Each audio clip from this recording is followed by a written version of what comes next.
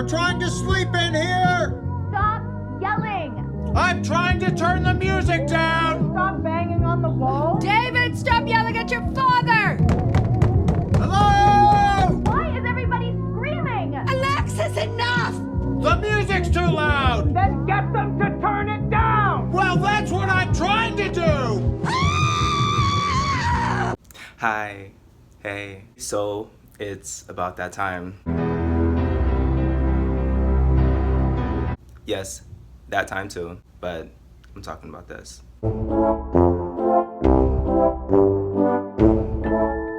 It is time for some Schitt Creek Season 2.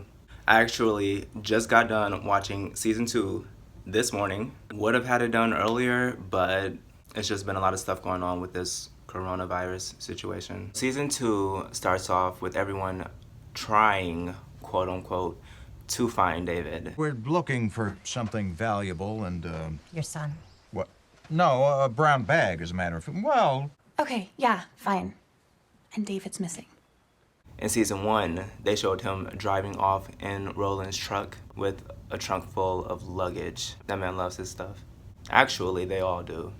Crocodile bag, the one my mother gave me! well, it's in the closet next to my briefcase. That's an ostrich bag.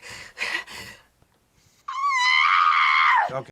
They love their stuff. After 3 days, David is found amongst the Amish. We've come to take you home! 3 days later! Nobody knew where you were, and your phone was off? I texted Alexis. I'm sorry for not responding to like one text, David. A humbled group of people versus someone who has lived a not so humble life. And I thought that was kind of interesting that he would be there. So they go back to Schitt Creek, where everyone is now kind of starting to find their own way in the town. Seems like they have more so come to terms with their situation. I'm not saying that they're in love with being in Schitt Creek. It seems like they're now settled into their own little roles. So we'll start with Johnny. I didn't ask for 12 things of milk. I didn't say things. No, I asked for 12 pints. Is there one missing? John is trying to find some office space to help gather some business ideas. He goes to Bob, who is a pretty interesting character. He's one of those town people where it just goes right over his head. Jeez, to be a fly on the wall for this conversation. Bob, you're in the room. Not as much as Roland, but you know, it just still. Let's turn this stream into green. Bob, I don't want your check. I believe that he completely believes that he knows what he's talking about at times, but then it turns out that he doesn't. He has this way of trying to get people to do things that they don't want to do. I'm just saying, if you need to get a chair in here, you know, you might have to move some things. Maybe, sell some old car parts. Yeah, I didn't come here looking for a job. Moira is actually beginning to make a bit of a presence for herself in Schitt Creek. Moira, all anyone can talk about is that outfit. Whew. You are a hit. Well, no one has said as such to me. She joined up with the Jazzy Girls. Of course, she is super vain about it. She goes in with her nose in the air. I warned you I was lonely, but you didn't seem to care. No.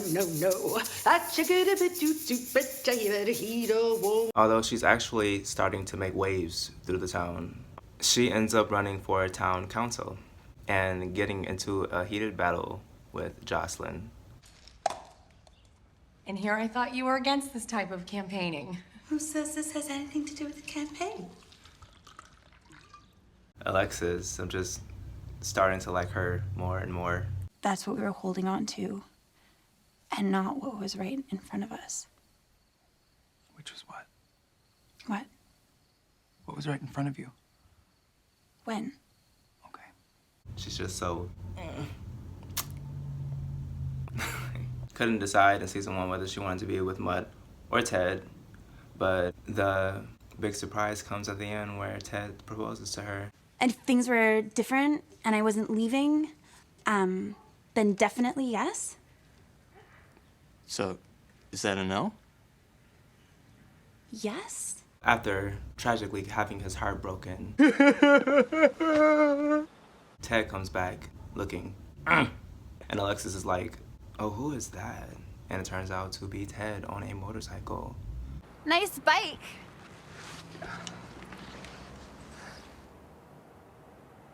Oh my god. Ted? Alexis! He ends up offering her a job. That's right. Alexis has a job. Alexis, you wanted to be treated professionally, so I have to ask, where are the rest of your scrubs? Oh, I thought this was kind of an either-or thing. No, they come as a set. That's why I gave you both. Could you imagine? You know who else has a job? David. David also has a job. Because we're not over the skanky thing, are we? No, and I can't help but wonder why you'd want to work in a store you described as skanky. I don't know if we need to keep saying the word. Skanky. Do you still think my store is skanky, David? Yay. I'm so proud of you, David. You've done well.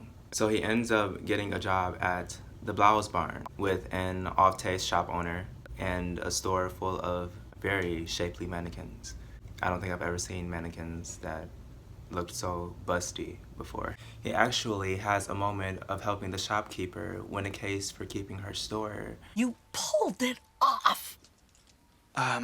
Thank you for trusting me. Well, I wouldn't go that far. Okay. But then the shopkeeper ends up going in a different direction. It's just sad that sometimes we have to be completely cut off and stripped of everything in order to realize how strong we are or how capable we are. Like, Moira isn't just a housewife who goes off to girl brunches and runs a house staff of 25 anymore. She is now in the town's jazz girl group, and she's on town council. Congratulations, Moira. You're the new counselor for the town of Schitt's Creek.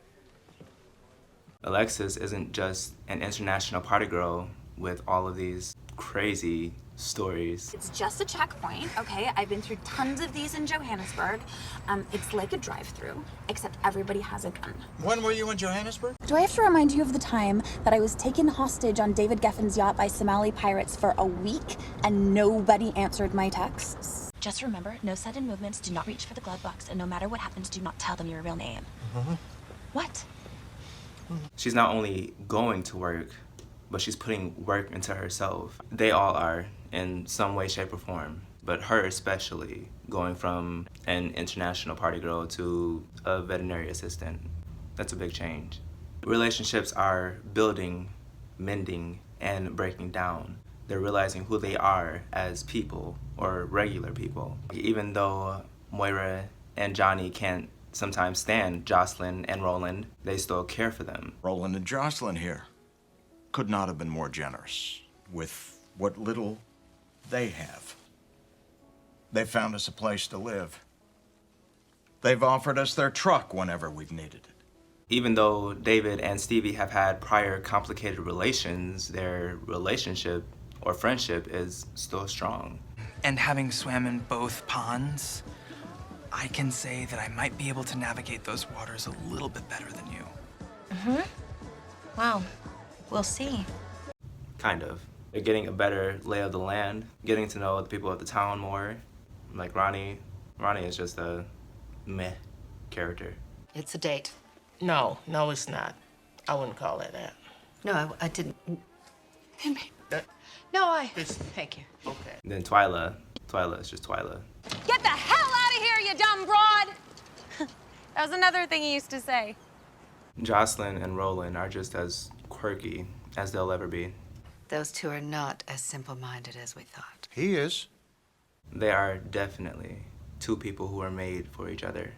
All in all, though, I enjoyed season 2. The ice of the Rose family is breaking away. Slowly, but surely. It felt like progress. It felt like growth. Well, thanks again for watching. If you have any thoughts about this or the season, leave it down in the comments. All right, a pleasure as always. Bye. Like sometimes there's this old woman that paces back and forth by your bed, waving her hands over your face. I don't think her bony fingers ever touch your mouth, though. Mom? Do you ever wake up with chapped lips? Dad? Dad's dead. Ugh. Oh, you're such a dick, David.